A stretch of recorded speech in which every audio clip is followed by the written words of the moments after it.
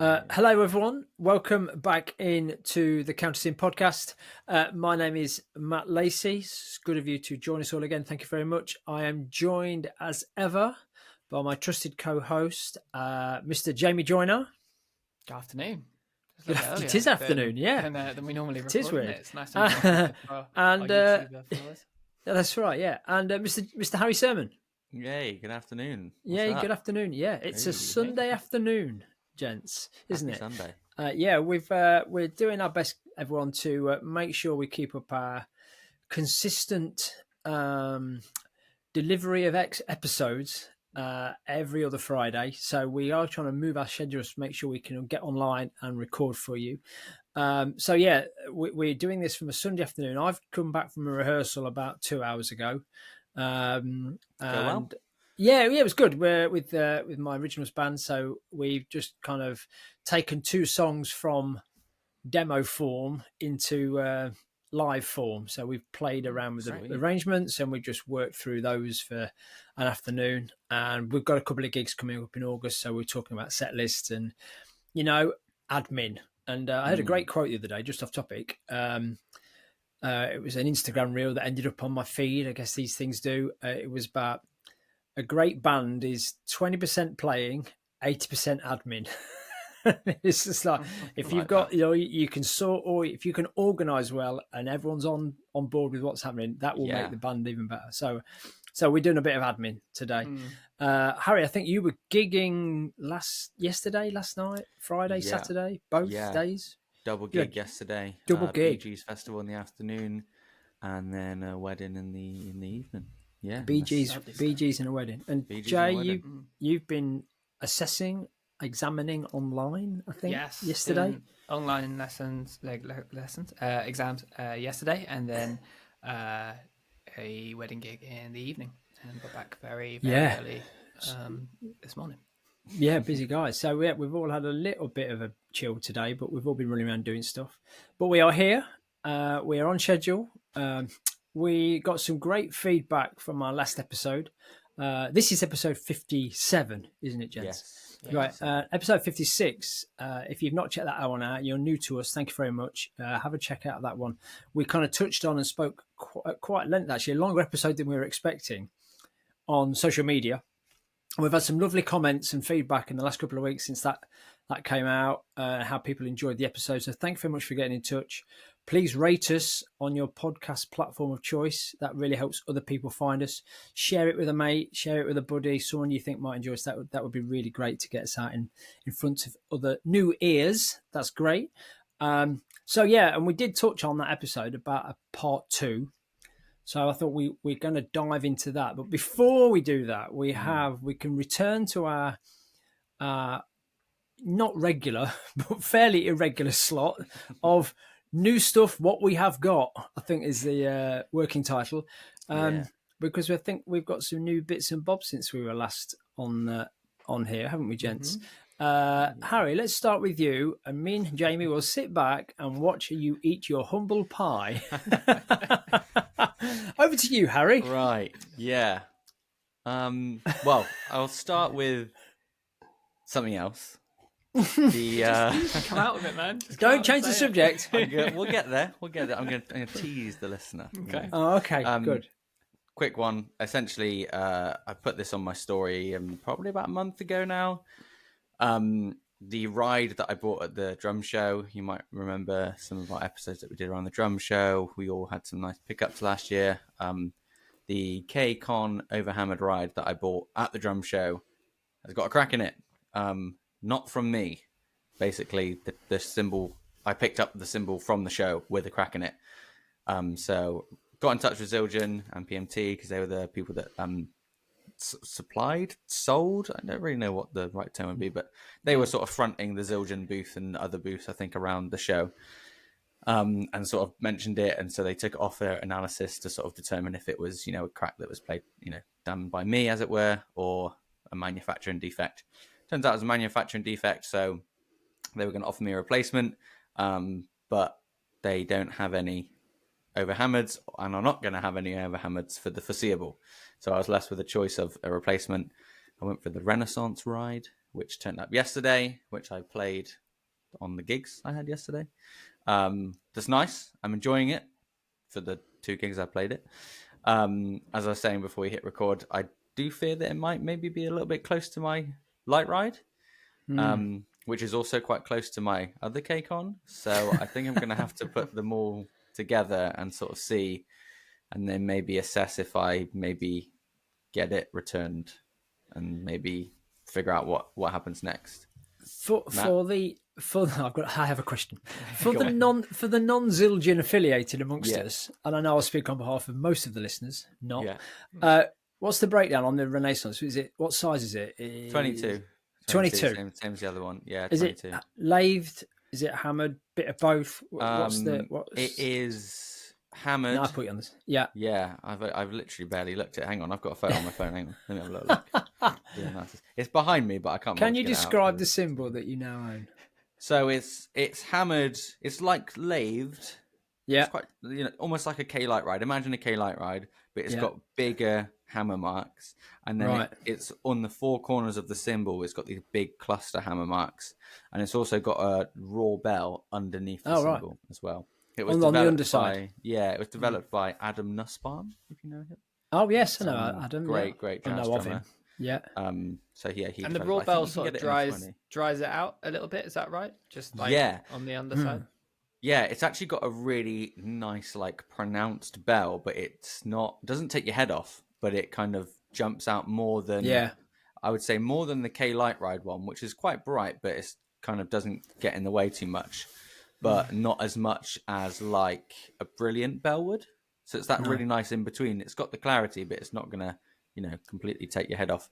I was using my staccato ride as well on the left last night, which has got a Brilliant bell. And even though that's a really small bell, that was brighter or as bright as the 22 one. Which the smaller bells tend to focus the sound more, I think, don't they? Yeah. Exactly. Funny enough, my Sabian, one almost related to Zildjian, my raw bell dry ride is raw top and bottom on the bell. Okay, nice. And that really, really projects. Yeah. It's really dry as well. Yeah. Is that the one that you use for your blues gigs sometimes? Yeah. The 21. That sounds great. HH. Yeah. That's really nice. It's got a real ping that cuts through stuff.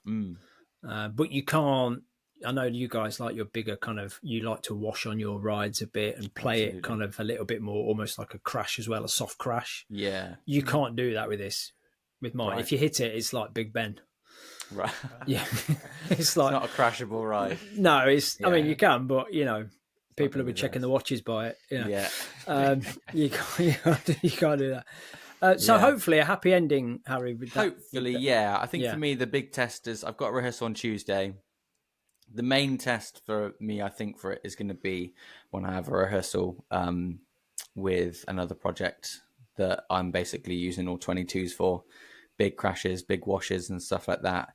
And I think that will be telling if it is the right fit or not. I think, right. And maybe a little bit of time just with that. So if I can maybe get to rehearsal a bit early on Tuesday and just sort of set that up and play a little bit in a room. I was playing outside both gigs yesterday, which I feel like is always a hard sort of judgment. So it was I requested a certain weight and they said, they found one, they've sent it to you.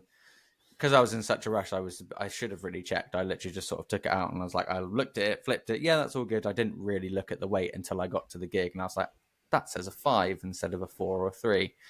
Because the weight was it's just a bit heavier, but we'll see what happens. But the other thing, that's not necessarily a new thing, that's a replacement as such, but the new thing, you might remember, what episode was it when we talked about electric kits and practice kits and all that sort of stuff? It was a couple episodes 52 yeah. Right, so tell the boys and girls what you said, Harry, on episode 52. I think I said something along the lines of electric kicks suck. No, I don't know. Something. Basically, I had come to the conclusion that I didn't really feel the need to have an electric kit. Right. Yes. The practice kit thing that I had was great. Did the job for me. I don't need to spend however much money on an electric kit. Yeah. But what's happened, Harry, since then? what's happened? Shall I lift my Oops. laptop up a little bit? For the viewers on YouTube, You can see it. look at that. There There you go. It's an electric kit. Electric kit. An electric kit. Now, I've not gone out and spent a load of money.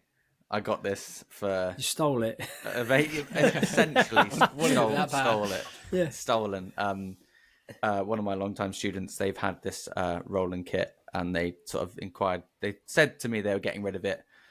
Could you help us maybe take some photos and sort of set it up properly, because it was sort of all tangled up and squished up in a corner and so on.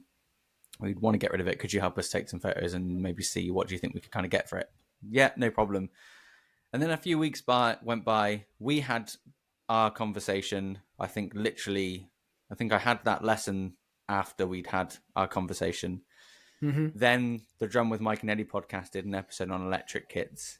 Yeah. And the way that Eddie sort of talked about the way he uses his kit, I was like, that's really interesting. I've never thought of it like that. And even in the way that you guys had talked about it as well, I was like, that's actually interesting. And then essentially a few other things, I sort of did a little bit of research as well. And then the penny sort of dropped of this kit is a Roland TD4. I think it's a discontinued model. It's V drums. So it's got the mesh heads. The penny sort of dropped of that would actually be quieter than what I have. I can put headphones on and have drum sounds instead of these muted cymbals that don't really sound that great. They haven't really necessarily got sound. It's just, touch. And then the idea of also recording, demoing with it, because it's got a MIDI out. So I've been experimenting with, plugging the MIDI out from the kit into Logic, mapping a kit, tuning it, all that sort of stuff. And I was like, okay, I think I could actually use this as a tool. Yeah. Also the idea of kind of like what you do, Jay. I remember sort of messaging you and sort of being like, I could even teach lessons, and you were like, yeah, you can do all those sorts of things. Yeah. And then you sort of mentioned it to both of you and being like, yeah, it'd be worthwhile. Yeah. I still stand by. I definitely wouldn't have put a couple of £100 into it and the rest. No.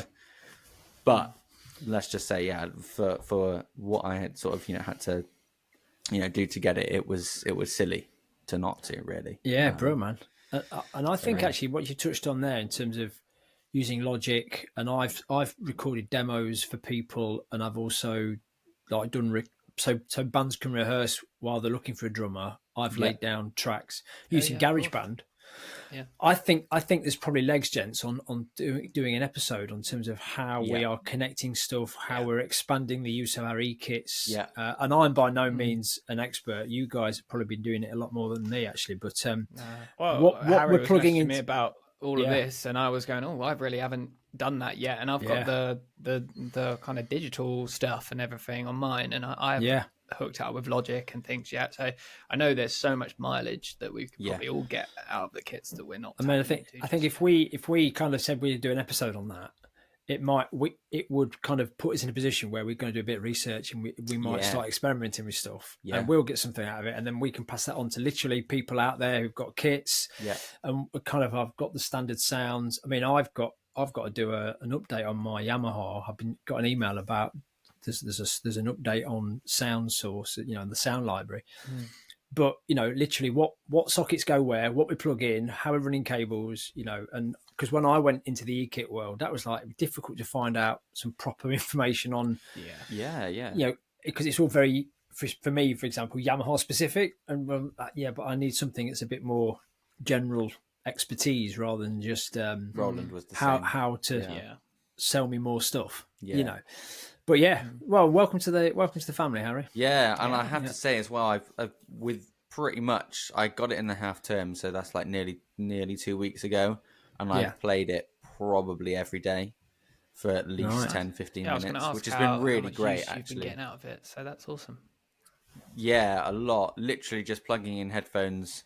I've actually got it basically hooked up just constantly. So just sitting down and not even turning it on and just having a little sort of play through the, I do that a lot. It's been great. It's been really, really nice. The hi-hat pedal is a little bit janky. I think that it probably needs replacing because the story there's of something every that's, electric drum kit, really, isn't it? yeah, it's something not talking to the cable that the hi-hat is constantly closed on the kit, which I prefer.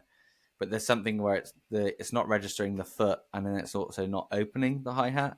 So Right. I don't know what that is. Again, it's not really the end of the world, to be honest. I did find a video on replacing the micro switch sensor in the foot pedals on a couple of rolling kits, because I've got a TD1 that I'm looking to use in a school, and again, both the pedals, unless you absolutely hammer on them, don't trigger sometimes. So if I'm going to have 8-year-olds on it, I need to change the sensors, and there's a repair kit you can get. Yeah, I found it good with like shoes on. Essentially, it's been like but I don't really play with on that kit. I don't really need to play with shoes on. Do you know what I mean? But no, it's been great. Yeah, and like a guy that I play for has does a lot of his songs. Sort of, he is a drummer to an extent, and the fact that he does a lot of his stuff programmed, sort of on his records.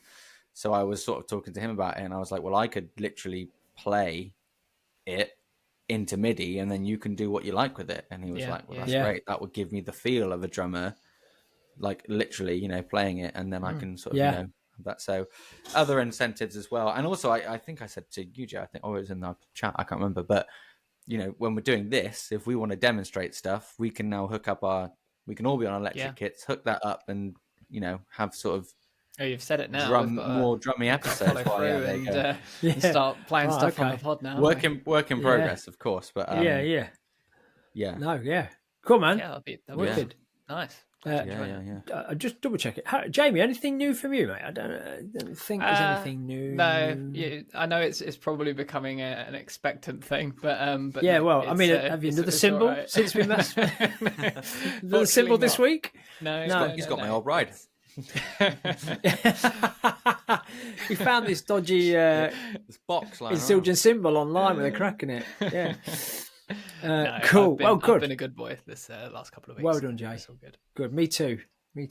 Yeah. Wicked. Right. So anyway. that's something new. Something new stuff done. So social media.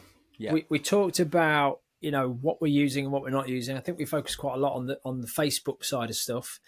Let's dive straight in, guys. In terms of, let's talk about Instagram. And I think we want to get into kind of how we're generating our footage or our shots. What are we doing with it? I guess before we post it, are we using any platforms? Are we using any software, etc., etc.? Yeah. But just a general question, because I don't think we talked about. I mean, I've got to say, I listened back to when I was editing the reels that we've put out for last episode. I think I misquoted. I think I said I had 260 followers on Instagram at one point. I think I got a bit tongue-tied. I haven't got 260. I've got 760, which is a much nicer number. So I'm much nearer to the 1,000 as I talked about in the last episode. But on Instagram, what are you doing in terms of putting posts up or reels, stories? What do you focus on? What's your ratio? How often what do you decide is kind of stories worth as opposed to a post, as opposed to maybe the work that needs to go in slightly more into a reel, for example? Just let's kick off with something like that and talk about, how you process, or how your thought processes around how you go about posting to Instagram. I mean, who wants to kick us off? Jay, do you want to? You go. Yeah, sure. Yeah. I think that even though most things I do in life, I plan so much. With Instagram, I don't really. I think I tend to go more on just what I'm feeling, because that's, I think, how I view Instagram, as kind of like, I think Harry put it in the last episode, like a little like stamp collection, sort of just little moments. And if I try and plan that too much, it feels a bit forced. Like if I sort of say, right, well, I did a reel then, but I need to post a photo because I haven't done a photo for a while, and then I got to make sure I put something on my stories all the time or whatever. It feels like this like underlying pressure to do stuff or to do stuff in a certain order. I tend to Yeah. just Yeah. I definitely have more like, well, if I'm just like, I don't know, at a gig and I want to put something on my stories, I'm not really weighing up like, oh, should I turn this into a reel or should I, kind of whatever. Yeah. It's usually 9 times out of 10, it's like, I'll pop this on my stories, and end up having a conversation with someone or, just sort of, it's just engagement, I guess, off of a story. Whereas more, I guess if there's like a specific gig that was a bit different or something I want to mark in my like little Instagram, don't know, stamp book, journal, whatever you want to view it as, then I'll be like, okay, I'm gonna like maybe actually put together something, whether that be a post or a reel or whatever, to put that out. And I try. I'd say the only pressure that I really feel, quote unquote pressure, would be like to post while it's still relevant. I don't really like doing something and me going, oh, I should really post about that. And then like if a month or two has gone by and I still haven't posted about it, I will probably just not post about it rather than going back and being like, oh, I meant to post something, but I didn't. Even if it may be something that would be a good one, I think once I've kind of gone past it in my head, I'm like, I don't really want to go back and just do it. Otherwise, it's just for the sake of posting, sort of thing. So yeah, I guess to answer your question, I don't really have a plan. I just kind of go with what is happening at any given moment and just think like, what's going to be most appropriate for this, whether it be a story or a reel or whatever. So yeah, I don't tend to plan it too much. Having said that, if it is going to be a reel or just like a post, I do find I have to think about it a little bit more and will probably kind of not necessarily plan in time to put it together, but it's definitely a more of an editing process and thinking about kind of piecing it all together and if you're going to use tags or whatever, that sort of thing, is framing and clipping things together and stuff. And I will sort of try and put time aside to do it. It's not something that I find easy to do. Like I have to be focused and I have to have energy to do it. I don't like really doing it rushed or forced or when I don't really have time. I'm much like when I'm in the right headspace, then I'll do that sort of thing. But yeah, that's generally how I approach it. I'd be interested to hear what you guys think, whether it's any different to that or similar. How about you, Harry?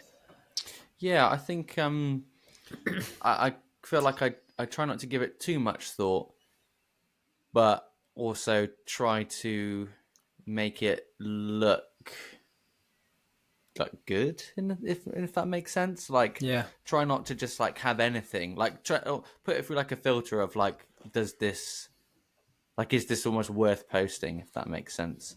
I think there's definitely stuff where, say for example, when I go to like a rehearsal space and take all the kit and set up stuff, and maybe I want to film a cover of this, or I want to film me playing on on this. I want to go through all my ride symbols or whatever it is and do a video on each one of those for YouTube or whatever. I think in having the idea to make a YouTube video, you can then clip stuff out to then make a reel and so on. And I think then when I'm doing that, I'll like set up the camera just whilst I'm kind of slowly setting things up, and maybe just record a couple of short bits whilst I'm like, moving mics and setting things up. And maybe they'll be like really easy reels. The last couple of reels that I posted that were like actual portrait ones, I sort of intentionally did like, okay, I'm going to play for like a minute and a half. And that can be like a couple of reels that I've got, easy sort of just throw it up. No real sort of caption or thought needed, just a bit of me playing.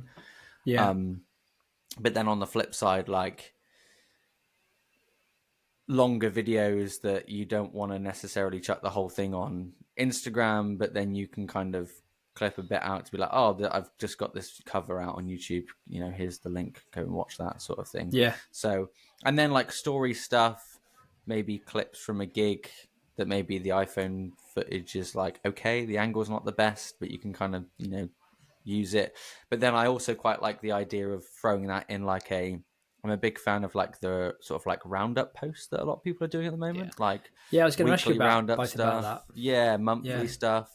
I feel like that's a really good time to put in these like I think Noah Furbinger was the first person that I saw really kind of do that as like his thing, where it was clearly just loads of videos of his gigs that people had sent him.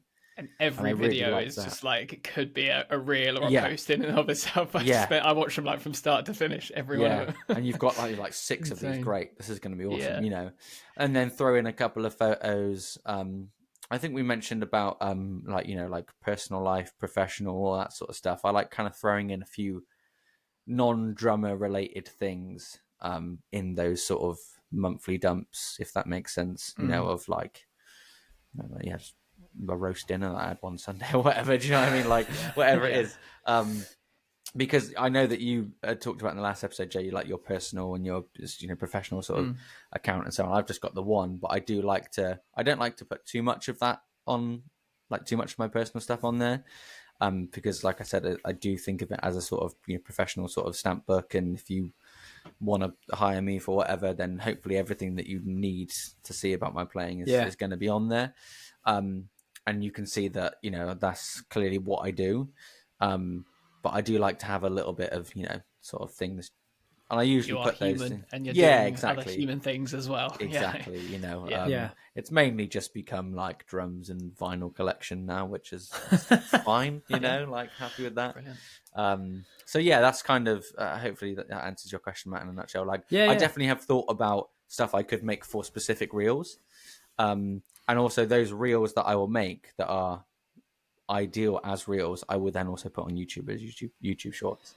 Yes, which is another sort of separate part of the conversation. But I do like clipping out stuff from gigs and so on longer videos. One thing I am conscious of is trying not to post too much stuff that I filmed just from my iPhone. I want to be more consistent with always having stuff that I've recorded and mixed and so on, because it just sounds. You mean audio wise? Audio wise, yeah. Obviously, everything I shoot is on my iPhone anyway. But unless it's, you know, done by someone else. But I prefer a reel of me playing drums with drum mics, you know, the whole thing mixed and me sort of sorting it all out, as opposed to iPhone videos. The last couple that I posted, I really struggled to hit, you know, upload on them because I liked them. I didn't think there was anything necessarily wrong with my playing or so on, but I was just really not that happy with the sound, being that it was just filmed on my phone. So I was like, you know. But yeah, it's really interesting because what do you think? Yeah, the personal professional thing, I tend to keep all the posts and reels drumming related, but I will throw in kind of personal stuff on a story. Yeah, because that feels like a bit more of an informal update. Yeah, like it's gone there for like 4 hours anyway. Yeah. I've taken a couple of photos of when I was on holiday and like sitting in a nice cafe bar and whatever, and just to say, oh, I'm not on socials at the minute, but here's a little sunset and. And that, funny enough, that got quite a few people like the fact that, oh, it's a nice sunset Matt's not posting drumming content. Fantastic. maybe that was telling me something. But in terms of that thing you talk about posting with the iPhone audio, I was kind of, I think I put a few things out a year ago, and I remember starting the post with, apologies for the poor audio quality, it's iPhone only or whatever. And it's one of you guys said it, but I think I got over that about. I think there's so much. I think it's right, Harry, to have a kind of like have your I want the good audio on my people want to know that it what it really sounds like.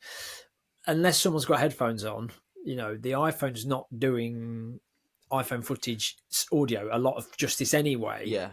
But I did get over the whole thing about, it's it's compressed and it's not great, but the iPhones sound great, though, I should say. They sound great. It's gotten so much better over the years. There's actually nothing wrong with that, and so many people only do that, and that's great. Yeah. I think I've noticed a difference now. I'm on iPhone 16 because my last phone was like the XR, which is basically iPhone 10. Yeah.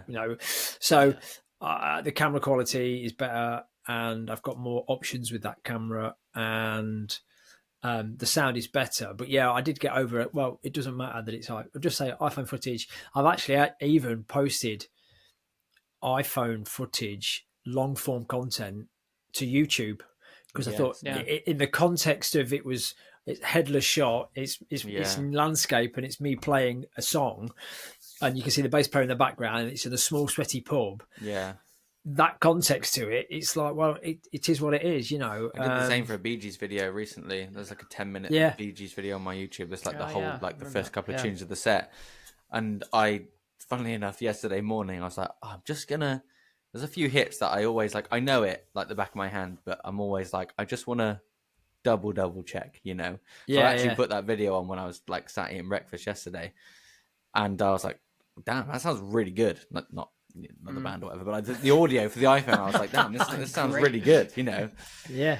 Granted, you know, have like speakers and an amp and all that sort of stuff, so it's it's coming through in a sort of better situation. But I was kind of like, oh, okay, like the iPhone has picked it up nicely, you know. So yeah, absolutely, they sound great. They do sound great. I've had similar experiences where I've gone to film something and gone, it's film with the iPhone. I think I did one on my Crash of Doom when I first got it, and it was just me in between lessons. I didn't have time. I didn't have any mics or anything with me, but I was like, I'm feeling it. Yeah. I'm jamming. I really wanted to like capture the sound somehow. I was like, I don't care. I'm just going to film it and check it up. And there was just as many people sort of commenting how they like the sound of it and whatever, just from a little clip of iPhone audio. I was like, well, I would have liked to have used, a mic or two, but it still did what I wanted it to, and it's fine, I did struggle, like I wanted to start filming some like function stuff, but quite often, as you know, being behind the PA, if you want to try and film any sort of like what the band sounds like, it sounds terrible no matter what. It just sounds like you playing a beat to a very bad sort of a very distant background sound and distant sound. So that's when I started trying to explore like doing the iRig and trying to capture my in-ear mix and stuff to get it a little bit better. But I think there are certain occasions where I'll be like, it can, if you're not careful, sound pretty bad if you're like behind speakers and you're intending it to be a bit more of a full sound and stuff. So certain points I won't, but most of the time I'm like, it's fine. In terms of that sound quality thing, and Harry, you talk about preferably having a mix that you can fiddle with and play with. Yeah, sure. So we talked about kind of what other platforms, what other kind of technology we're using to when you are mixing that stuff, Harry. Just talk us through the process, and you as well, Jamie. Actually, what are you mixing in? What are you playing in? How are you syncing up your audio and video? What's the mechanics behind getting a good mix? If you've got a mic'd up kit, maybe you're taking stems off the desk. I don't know. How are you getting your mix, for example? How are you getting the individual inputs? To physically into your Mac, and how are you kind of, and how much is that of a faff? And maybe you've got it dialed in now that it's I've got like a relatively small setup. I've not done what you do, Jay, which is like do the iRig on the gigs. I might though, because it'd be very easy to, because when I do like gigs with the house band and so on, we've got like the whole kit and like all the band going for it, and the mix sounds great. So that would be quite cool. And I do film with my phone and so on. Filmed last night, literally with it under my hi-hat stand, literally seeing like half the snare, and it actually sounded pretty good, considering it was literally like this far away from the snare drum and that far away from the hi-hats and whatnot. But so when I'm making like specific drum content, like kind of the reels that I mentioned, I'm going to the rehearsal space and I'm setting up the kit, and I'm taking my interface with me, I'm taking my mics, I'm taking stands and so on. I will usually use this mic as an overhead, mono overhead. AT2020. Yeah, Audio Technica AT2020 directly over the top of the kit. Not super high, but high enough that like it's not just like constantly clipping when you hit the snare. I'll have a kick mic. Recently, I've been favoring it on a stand, sort of in the head, but not all the way in to like the middle of the drum or to the beater. Yeah. In the port. The port, actually in. Yeah. So if like this is the skin, like in like that, not like super deep or anything. And then for those listening, that's about a mic's width. Yeah, mic's length in. Yeah. So like not up against the playing head. So the XLR is sort of this thing that's sticking out the head, if that makes sense. Yeah. Snared mic, and then like a kind of like a. The last time I did like a crotch mic, so it kind of like points nicely to kind of get that mid balance of the snare, but then also gets a bit of the toms in as well. But then sometimes I'll do like Glyn Johns, where it's like the overhead at the top and then the other one sort of pointed at the floor tom and sort of like an L shape. Okay, yeah. Sometimes I'll do that as a hi-hat microphone, just kind of whatever I'm feeling. I'm still like experimenting with different positions. I need to get another one of these really so I could do stereo of these because it would sound great. Cool. And then just kind of so that interface is then going into my Mac, which is running Logic Pro, and then I'll record everything, get a good balance, and then when I get home, and I'll film it on my iPhone, so just do like a click with the sticks to make sure that everything's aligned up nicely. And then when I get home, I'll mix it, so like a little bit of like compression and EQ and some reverb bursts and all that sort of stuff. I'm not a mix engineer by any means, but enough to sort of make it to my ear sound decent. And I've got a couple of like semi-decent plugins that sort of beef it out a little bit. And then, just basically bounce that out and then I line that up in iMovie and chuck it out. And then I'll run it through like a few filters on my phone sometimes. Sometimes I won't, sometimes I will. But there's a couple of apps that I use that have got sort of nice presets that balance, because I end up going to pretty much the same rehearsal space and obviously I'm using my kit. I can kind of make the right colors kind of pop out a little bit that I think. Consistent lighting. Consistent lighting. And there's something, again, that I'd like to ask you guys about if you're sort of going for a consistent look. I know, Jay, you're pretty much like black and white is sort of fairly consistent on your sort of pro stuff. But like just trying to have that like familiar. I do love a black and white post. Yeah, I do. But trying to get, I think if you look at my sort of account, you probably just see a lot of like the finish of my kit sort of pop up with sort of those sort of that up orange the contrast on that, and up the definite, the orange and the sort of the bronze of the symbols and all that sort of stuff. So I just that's kind of the process really, super easy. Kind of just feel like hit record pretty much the whole way, start and stop, just record, have a big Logic session, and then just sort of clip out stuff. I'll kind of label stuff in the session as well. Like the covers are quite obvious because you've got the audio in there and so on. But I'll kind of like label stuff like like Jam 1. So you've got to clip it out and then Jam, whatever it is. So it's, but it's. Do you do that in between when you're playing in the rehearsal sometimes, space? Literally? Sometimes I'll do it when I get home. New project. And I keep the whole rehearsal space, the whole rehearsal session in one project. Okay. Right. And then from there, sort of edit and tweak it out and so on. Jay, I'm interested to hear kind of how you do it because I'm not sure that the thing you were talking about for the iRig. But a quick thing you mentioned there, Harry, about bouncing it out. So you pull it out as an MP3. WAV usually because it's higher quality. WAV, but either works, really. And it's going into you've got your iPhone footage you pull into iMovies. Airdropped it into iMovie, Airdropped it, I do the same. And then you pull bounce it out. So the lining up thing, I think, because I had an issue with the sync issue. I think was that we talked about this. So this might be a hot tip for people out there. And sorry, Jay, I'm going to ask you to explain it. No, I can't remember that now. But I had an issue with, and I did a bit of digging on it in terms of the frame rate that I'm recording audio in. But it's a different sample rate, isn't it, than the video? So you can click your sticks, line those up, but after 3 or 4 minutes, it's out. And I found a thing to sync it. So when you go to on iMovies, if it's at 100%, you can pull down a little drag and drop at the bottom. Precision editor, I think it is, or something like that. Precision editor.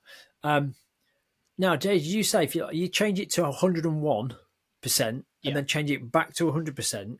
Basically, anything that's not 100, just change it to something else, and then put it back to where it was, and that, for whatever reason, like resyncs it. And then interesting because that happened for progressive delay. Sorry, mate. So that worked for me. The next 3 or 4 times I did it, I'm all over this, great. And then for some reason it stopped working. That little thing, and I'm like, and I got to the point where, you know what, I'm gonna be precious about it. I'm just going to upload this with the iPhone audio because it got to the point where I'm going to spend half a day syncing a video and I couldn't work out what it was. But if anyone else out there has been using iMovie and using that sync, tweak up to 101, back to 100, whichever way you need to do it, I found Is it the one that runs slightly faster that you pull down? Yeah, you bump and then change it. I've always found that the I just do it with the main audio video. wants to be Right. behind the video. Yeah. Just a smidge. I messed around with it as well for a little bit, it worked, and then again it just didn't for whatever reason. But I've always sort of done if the waveform is like here for the video, you want your sort of audio to be like there, like really not very Slightly far. ahead of, Right. slightly behind. Slightly it. behind. Anticipating it. Yeah. Yeah. I think also what threw me for ages is sometimes when you have like your AirPods connected, there's a lag over Bluetooth. Yeah. Which makes it even worse. So then, like, you're trying to, slightly behind should always be pretty much fail-proof within reason. There is a sort of sweet spot. I mean, I got to the point, like, if I was doing a long form, if I played an open solo and just recording it to have a look, within about 2 minutes, 3 minutes, it looked like I was just miming really badly to my own playing, really terrible. So aesthetically then, like, I kind of mentioned like a little bit about what I sort of kind of do and stuff like that. And I know, Jamie, you can touch on the sort of black and white sort of stuff. But do you do any of that sort of stuff, Matt? Is there any sort of like filters or sort of precise sort of imagery stuff that you kind of work, or is it just sort of as is? I was just gonna say no, not really. I'm just happy to be out, just happy to be posting. No, but actually thinking about it, on my reels, if it's from a longer form landscape video that I've kind of cropped so it's like cinema view across the screen, and I'm putting in text, I've found myself drawn to the same font, the same colours. So I use like a white with a purple background on the font, on the colours of the purple background on the writing on the text. Yeah. And I use one of the fonts in Instagram. I'll do that in the Instagram editor, in the Reel editor, and add that. I tend to do that. If I'm putting backgrounds on my stories, I tend to use the orange background because it just pops. But yeah, depending on, there's nothing I really go, I want the specific look to my posts. If you look at the grid, there's nothing that consistently looks like, oh yeah, I've done a couple of black and white photos of when I've had band photos, and I'm doing like like they sent me a review and I'm posting the review to that. But no, I'm not really. I know we do for. I mean, I'm aware of it now because I do the reels for our podcast, and we have got this aesthetic where we do alternating colours, don't we, between reels? So we got this patchwork, which I think is great. But no, nothing specific other than the texts, the font I use, and the background colours potentially. Jay, you love your black and white stuff. I noticed you've done a few carousels recently with like, this is what May look like, for example. Yeah, it's nice. And we need to have a side conversation about Andor, but that's a whole different podcast. Bonus episode. Don't no spoilers. But just to prove I was looking. Yeah. So talk about your aesthetic, Jamie, and then what you're going for, what you prefer, and then maybe we need to talk about your iRig as well. I can quickly talk about like the recording side of stuff as well. I mean, in terms of the I don't know if you want to call it aesthetic, I guess like a while ago I kind of decided this is like the preset I want, this is the font I like, this is the vibe I'm going for, and then I just religiously stick to that. And I think sometimes it can look really nice, and then other times it might not actually look amazing, but in my head I'm like, but I want to use the same preset that I've used for every single one of my things, regardless of how this looks. So yeah, in some ways I don't really care, but in other ways I do. I basically will run it for a third party app, which has a bunch of different presets on it, and I'll have one for like photos and reels, and then one for like a colorful one, and then one which I'll tend to use for black and white. I do like black and white. I like just dotting them in. I think at one point years ago I was like, I'm doing it all in black and white. There was one account, I can't remember who it was, I think it's Paul Mabry actually, used to do, or still does, I don't know, all of his videos in black and white, and you got to commit to it, but that can look kind of cool. But no, I started doing it on a few gig videos where you just get like disco lighting through the whole video, like just blue and then orange and then red and green, and I was just like, it just doesn't. I don't know. I don't like the look of that, like on the grid. And so I was like, black and white. And then immediately I was like, that's better. So you probably noticed now all my secrets. But yeah, posting about a gig, often I'll put it in black and white because I just think it looks a little bit cleaner, a little bit more like you can just focus rather than having all these colors like flashing in your face. The carousel of like end of month roundup thing, I don't do it every month. Sometimes I miss it. I don't have time, and again, I don't want to feel pressured to have like I must at the end of every month have like a post go out. So I'll do it when I kind of feel like I've got a bunch of stuff to post about. But I think the first one I ever did, little roundup, I did in black and white, and then the second one I did, I was like, I'll do this in black and white as well. And then it just became a thing. Like whenever I do a roundup, I'm gonna do it in black and white, and so I just started doing that. And yeah, so it kind of, I have some little things I stick to, but other times it's a little bit like just it's what I've always done. So regardless, that's just how it goes. What's that third part? Sorry, Joe. What's that third party app that you're using? If anyone's interested. Yeah, it's called VSCO. It certainly used to be popular a while ago. VSCO. I think a lot of photographers used to use it or still do. I have no idea, but yeah, I got it years ago, and I just I'm very used to using the app in and out, and I really like the different presets it's got on there, and it can also give you.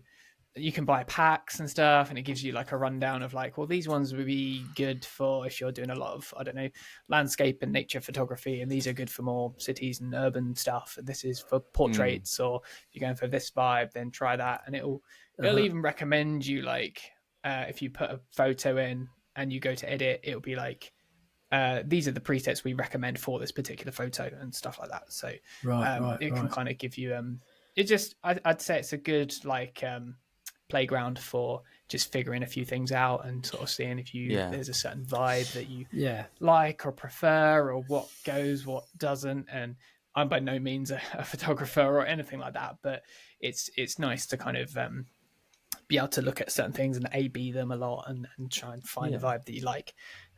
So yeah, I'll do that. And I have certain colors that I like to pop. You kind of mentioned that as well. I think personally I kind of like kind of the natural orangey wood colors. I might bump the I don't know what you'd call it, like the saturation, I guess, of that one color. Okay. So sometimes I'll just bump the orange slider a little bit to make that sort of pop out, and it might just enhance a snare drum or a pair of sticks or something like that. Particularly wood, I find. And that's just something which I've done for a while, and I kind of like that. Black, orange, everything kind of quite clean. I'm not like, this is not a dig at anyone who likes using color and purple and so on, but I very much am like black, white, gray, and I'll purposely give it like this clean background. Everything's just very minimal. So if anything goes on my stories or anything like that, I tend not to go for the colorful vibes. And same goes for if I'm going to put like stickers or location markers and stuff. Like I just my own preference. I prefer it not to be like purple or bright orange or something, But then again, I like having little themes, I guess. Like maybe if I'm going to use a color, I will use orange. So yeah, just little kind of rules and things like that. Yeah. I do think though, like I'm probably the only one that actually thinks about this stuff or that cares about that stuff more than when people sort of land on your page. Like, I don't know whether I'm overthinking it or, whether it actually matters. I think it's important. If it's important to you, I mean, there's that old saying of kind of don't wear the clothes for the job you've got, wear the clothes for the job you want. And if you look at some of the the world-renowned players and the people that create their own. I mean, some of the top guys, they've got someone doing it for them, or they don't actually. I'm sure Steve Gadd, he's not uploading stories to Instagram personally as he's sitting around on a Sunday morning. But people like Stan Bicknell, his sound quality is always great. Back to your point, Harry, about kind of the sound quality. Obviously Mike Johnston always has his branding. The way he presents his reels and his stories and this, that, and the other, and maybe that's specifically to align to his website, whatever. So I think, Jay, that is nothing wrong with it feeling if it's important, because it's gonna, the people who know about that kind of stuff, it will stand out to them, and they will take note. Exactly, yeah. So if it feels right to you, I mean, some stuff I've gone to write stuff, and I'm not going to write that, or if it feels right, it's right. And I think I kind of had to go through that process of what's going to appeal, what is it that's going to. You're forever second guessing. I think you kind of put out what you feel you want to put out and what you're happy with. I don't have, I'm not that precious about the audio quality, only because it's just like the time. And I'm not always recording or rehearsing with my mic set up. I don't have a specific mic setup anyway. And it's like another thing for me to deal with. Right, I've got to set it up. And, I mean, I've not got Logic, so I use GarageBand, and it's like got the interface and everything, but I kind of feel, other than going through the mechanics of doing it for experience, it's what am I gaining from that extra 50% of labor input? Am I gaining 10%, 5% difference at the end? But it's great to show that you can do it. So I think it's all valid. I occasionally use, if I've got bigger reels or I'm doing posts that I want to have a bit more time over, then I will use Canva. So I know I've got a professional account, Canva. Nice. And that means I can, if I'm putting a reel together, for example, I might do a rough edit in iMovie and then bounce out like a 3-minute chop cut into Canva and then edit it more finitely in Canva and then pull, because I know what I'm working to in terms of the frame, because there's a preset for I'm doing an Instagram reel and it'll give you the right frame size, for example, to zoom in, zoom out. And it's a lot easier. It's pretty handy. Yeah, and it's a lot of the in Canva to edit and the timing of captions coming on and off the screen. It's far more user friendly than doing it on your phone. But yeah, so I will use Canva for stuff like that. I never talked about what we're using. I'm going to circle back, Jake, to your iRig stuff, because I'm just intrigued about it. Sorry, we digressed, but no. Yeah, so go ahead. What is that for people who don't know, and including myself? So, and what is it? I mean, I first heard about it, I think, via a guitarist, and they were using it to record, essentially like just plugging their guitar into their phone, and they could get sound without having to go through like an amp or mic and anything up or an interface or anything like that. And I was like, oh, that's pretty cool. Wish I had that for drums. And then like kind of researched into it and basically figured out that I could basically take my in-ear mix on a gig, which is obviously just like an XLR, which would normally go straight into my pack. But then I just bought like a little splitter cable. One end would go into my pack, the other one would go into this little device, this little iRig, and that would plug straight into my phone. And it will go just sort of in the USB-C plug at the bottom. And it then enables whatever sound is being passed through that will be recorded on top of the iPhone camera, just like the built-in iPhone camera. And I really liked that idea because you could probably guess I'm not a fan of just having to spend a lot of time, like you touched on this, Matt, like just having to set up mics and having to set up, like going bouncing between different apps and lining things up and all of that. Like I'm happy to do it, but if you do just want to put up a short, quick clip of decent sound quality without using a bunch of mics, then I can recommend using the iRig because you can kind of just get straight out of a desk. For most or a lot of the gigs I've been on, I've been just taking my own in-ear mix, which has been cool. But if you do that and you're using click and tracks, you will get things like click and backing track stuff on there as well. So that's not always ideal if you want to be posting it. Maybe it is. I personally don't really mind. But I then a couple of gigs that I've done now with Sonic City, I've been filming our sets, but just taking a complete separate line out from the desk because we had a spare one, and then just recording essentially the band, just without any click and stuff as well. So you can just get a nice mix. Nice. But it's really difficult to gauge like levels. You're basically going in blind and then like listening back and being like, is that all right? And stuff. So but, that's that's the front of house mix output. You're recording that, or is it the channel? You can do, okay. But I've been doing it off of a channel. Just a spare channel, and you just run an XLR out of that. But yeah, I reckon Are they I probably expensive, haven't Jay? looked into it properly. But Sorry to interrupt. you can get sort of like knockoff ones pretty cheaply, which I bought originally to use for my Roland, actually. So that's another use. You could record your Roland straight onto your iPhone, or probably the Yamaha as well, straight onto your phone. Which is kind of cool. So that's why Yamaha's got an app actually. Oh, nice. Is that the Reckon Share app? Is it the same? That's it. Reckon Share. Yeah. So that's pretty cool. That does a similar thing. But again, I was like, I don't want to use an app. I just want to plug it into my phone, hit record on the iPhone camera, and then it's just there saved in my camera roll. No syncing, no exporting, no nothing. So you can buy pretty cheap ones. I think the iRig, the proper iRig, is like 30 quid. Yeah, I think still pretty cheap. Okay. Yeah, it's not. Yeah, I'll just double check. You have to put a link. You can get the knockoff version for like 6 quid. Yeah. And then wow. Yeah, I think. But it lasts a fifth of the time. time. Actual iRig on Amazon. I don't know if they actually do it. I think it's like 30 quid.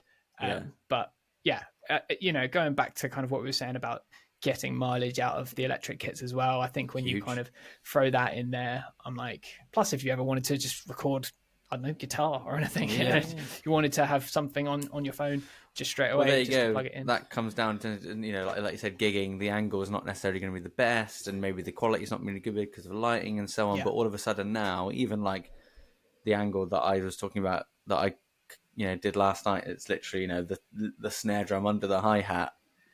It looks all right. It's quite cool. The audio's not bad, but that with maybe my in-ear mix, it's pretty cool. It's much nicer. And it's not like you've got everything mic'd up and you can go and EQ stuff and it's all that, but it at least gives you a little bit more of a bed of stuff, and it's not just like background noise. I've posted loads of gigs in the past of it, just the drums sound all right, but because you're behind the PA and you're in a massive room that's like a wooden box, like it's just reverb everywhere and you can barely hear what the song is. I think it is nice to be able to take it along, and quite often now I'll just chuck it up. Like I think you've got a similar clamp, Harry, like a little phone clamp you just clip to. The Hercules ones are great.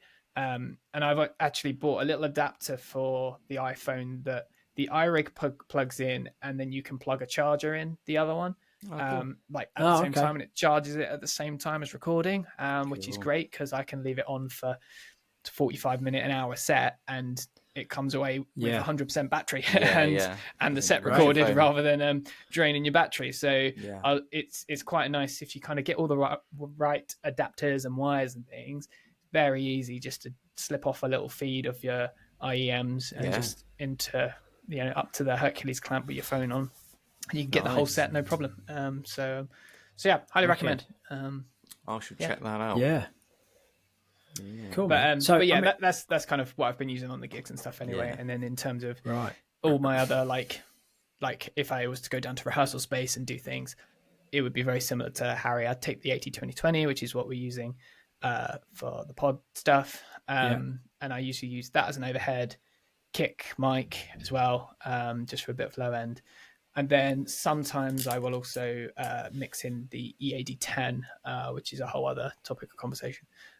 But sometimes I might mix that in a little bit as well, just to kind of give a little bit of like mid high end clarity, kind of like another overhead, I guess. But just kind of adds something else because it's down near the bass drum, so it kind of picks up the snare really well and stuff. So might mix that in a little bit as well. But yeah, so that's my kind of non-gig setup for mics.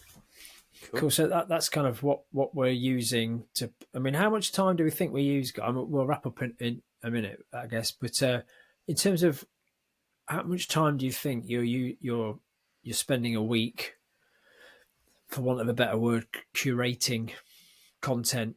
And let's, we've talked about Instagram quite specifically, but we have talked about the quality of footage, I guess, that we're getting and what we're using. But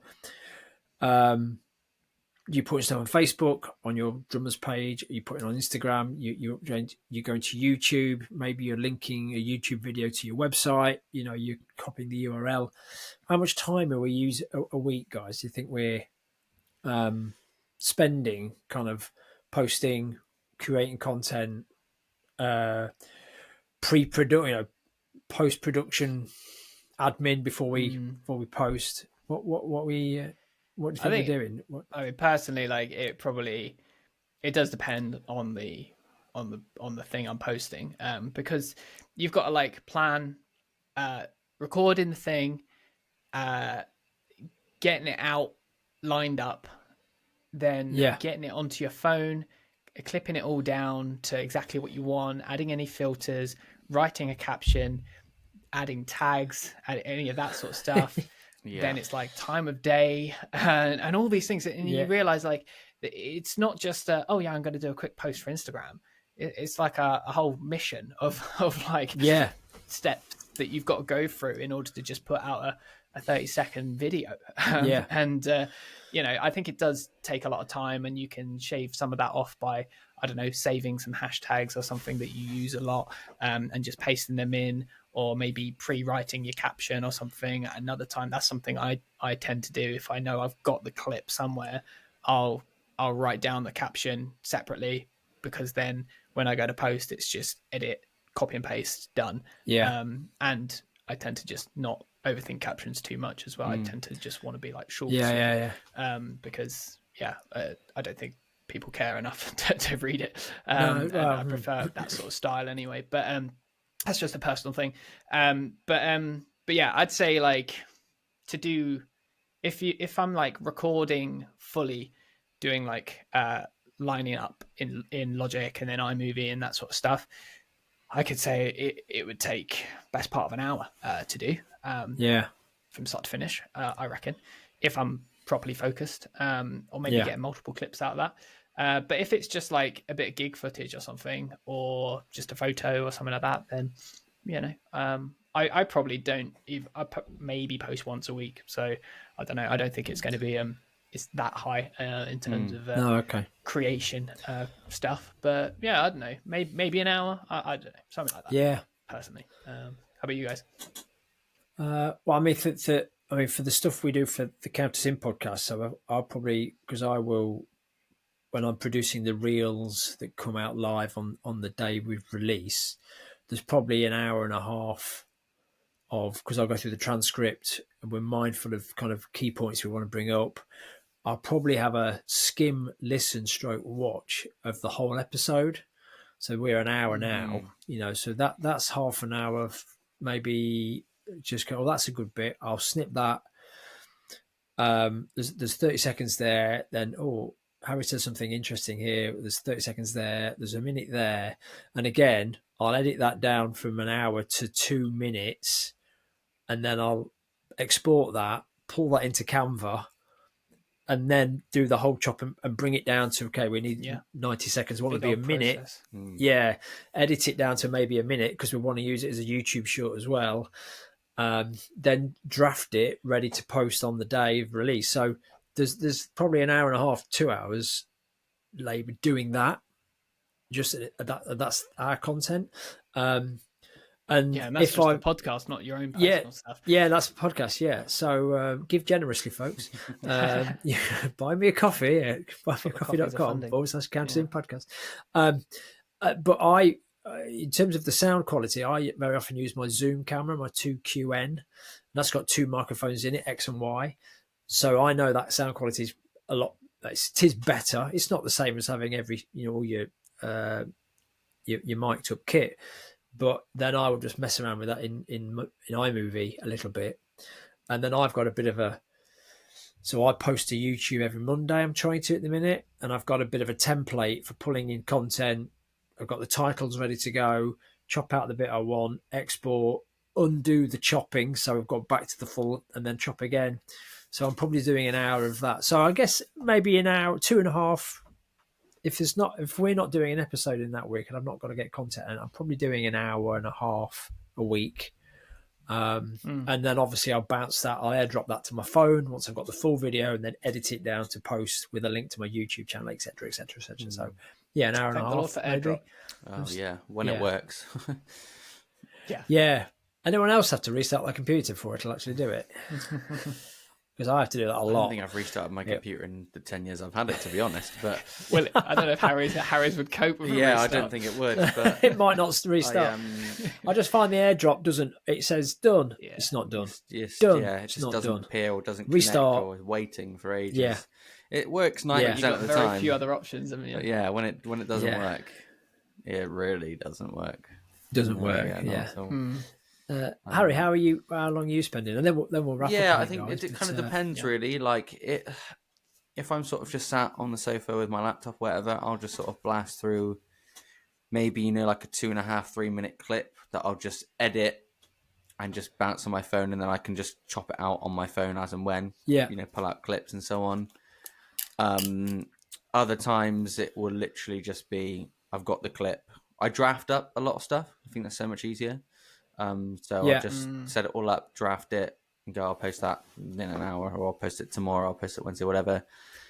The YouTube stuff obviously is a bit more time consuming. I tend to bounce everything out to my phone almost all the time anyway, run it through the sort of filtery stuff 95% of the time, and then upload it to YouTube on my phone, and then go back in. I use my Mac. Okay. I go back in on the studio page on my Mac, and because you can get to some of the tags and so on, which is more important, which you can't do in the app. So, and then also I upload thumbnails from my Mac to the thing.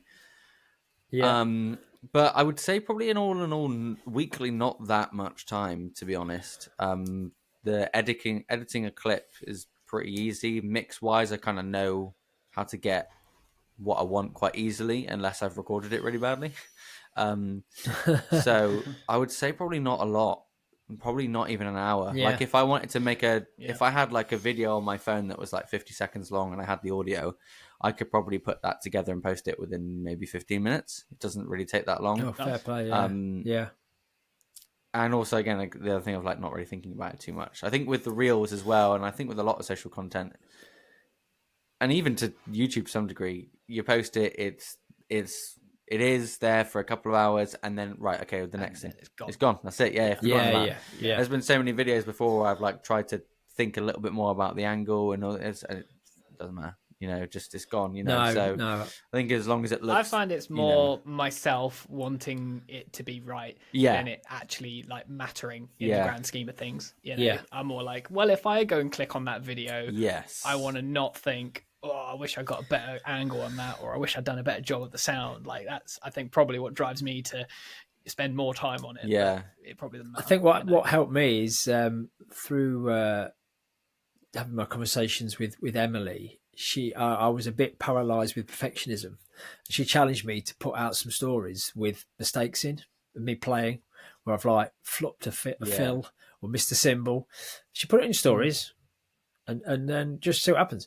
And a couple of people liked it, and nothing bad happened. No one rang me up and said, "You're a terrible drummer.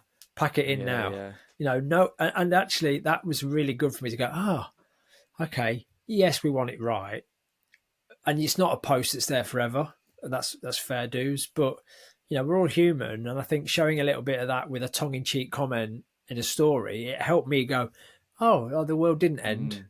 So it helped me kind of not be too fussy about, I want good audio, but if it's okay, it's okay, and if it's a bit grainy because it's a low light pub and it's iPhone footage, then it is what it is, and that's probably helped me just kind of be a little bit more proactive with putting stuff on. Yeah, there's one. Another thing. Yeah, sorry, Matt. So I was just going to say, in terms of time saving, what I've found, I've just started using. Again, I've been talking to Emily, and we talked about Facebook pages. Is I can schedule. I'm scheduling content there in the Meta Business Suite, so it tells me when most of my Facebook followers are likely to be active. I'm sure a lot of people do this already, but chunking down. If I've got 3 videos I want to put on YouTube, scheduling them as to come out on consecutive Mondays. Fire and forget, done. I've got next 3 weeks of content for YouTube done, and I will put a link in when they're in the preview mode to excuse me, into my Facebook page and schedule them to land just after they've gone live. Okay, didn't know it did that. And that's that's 3 weeks. It's an hour's work, but it's 3 weeks worth of content potentially racked off in an hour. So that's worth doing. Any closing comments, fellas? Is there any kind of things you want to mention? No, good. There's a lot of stuff here, isn't there? I guess we there's a lot could to get end into. up talking about this sort of stuff. It could be check another out right iRig, now. definitely. Check out iRig. Check out the name of that app. Links and whatever. If we've got specific apps and workflows or things that we use, then we can drop them in the definitely description. That'd be great and whatnot. Or and if maybe we'll revisit on Instagram this. and they want specific links or whatever, then feel free to hit us up and DM us. And we'll sort you out. Drop us a message. Thanks for the feedback again on the part 1 we did. We've expanded a little bit more on the hows in the background behind the curtain of what we're doing. If you've enjoyed this, I mentioned it briefly a minute ago, but if you've enjoyed what you're doing, what we've done, and you want to kind of support us, please buy us a coffee, and that keeps us nose to the grindstone and keeps us wanting to come back and do this over and over again. And it gives a value to our time at buymeacoffee.com/Count Us In podcast. Please rate and review this episode and share it with someone if you find that you want to kind of someone, maybe we've mentioned a topic that you've had a conversation with someone with and it's helping you out, maybe it'll help them out. Please share it with them and rate and review. And you can check us out on YouTube. This episode will come out on YouTube a week after it drops on podcast platforms. Please subscribe there as well, because as Jay said, we'll be sharing our reels on there as well. If you're subscribed, and you make sure you see them. And we'll share some content on what we use and our reels. And thanks so much for listening, everyone. Thanks, guys. Yeah. See you next time. It's now Sunday evening. It's a bit weird. I'm just kind of what to do now on myself. Thanks, Jay. Cheers, Harry. That's one. Thanks, everyone, for listening. Take care. See you later.